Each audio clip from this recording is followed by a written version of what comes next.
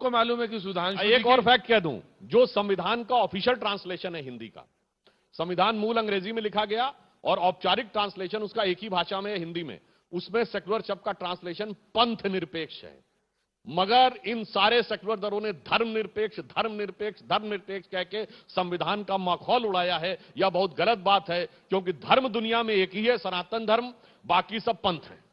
ये तो सबको पता है कि सुधांशु जी के, मैंने तो पहले ही कह दिया था, भाषा के प्रवाह में तो सब कुछ है, हम भी सुन रहे हैं। लेकिन सवाल ये उठता है कि ऐसे ही लोग कहते हैं, फिर आपसे पूछते हैं, क्योंकि आपके राष्ट्रवाद में जो ये परिभाषा आप बता रहे हैं उसमें सवाल उठते हैं कि आरएसएस को और बीजेपी को हरे रंग से घृणा है। देखिए, भारत के झंडे में 3 रंग है ना, भगवा है, श्वेत रंग है और हरा रंग है। हम सब ने स्कूल में पढ़ा है, क्या पढ़ा है कि भगवा रंग पराक्रम और शौर्य और बलिदान का प्रतीक है, सफेद रंग शांति का प्रतीक है, हरा रंग हरियाली का प्रतीक है। अब बिल्कुल मैं लॉजिकल कहता हूं, हरा रंग हरियाली का प्रतीक है, ये यूनिवर्सल है, इसका भारत से तो कोई लेना देना नहीं कि सिर्फ भारत ही में हरा रंग हरियाली का प्रतीक है। सफेद रंग शांति का प्रतीक है, ये भी यूनिवर्सल है, इसका भी सिर्फ भारत से लेना देना नहीं।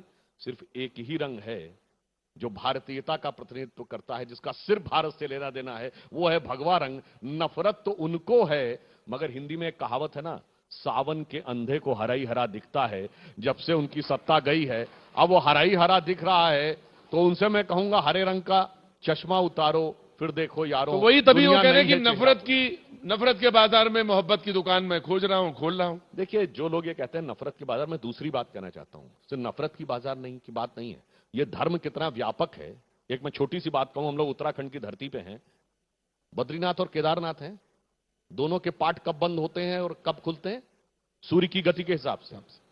केदारनाथ अक्षय तृतीया को खुलते हैं, जब सूर्य मेष राशि पे होते हैं, चंद्रमा वृष राशि पे होते हैं।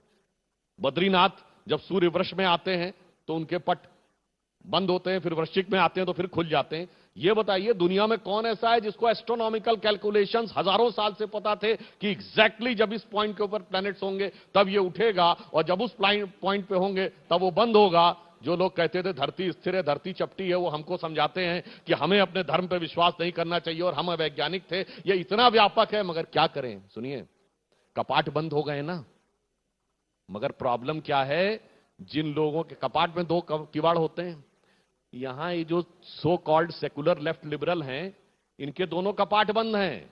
एक मैकाले ने बंद कर रखा है, एक मार्क्स ने बंद कर रखा है।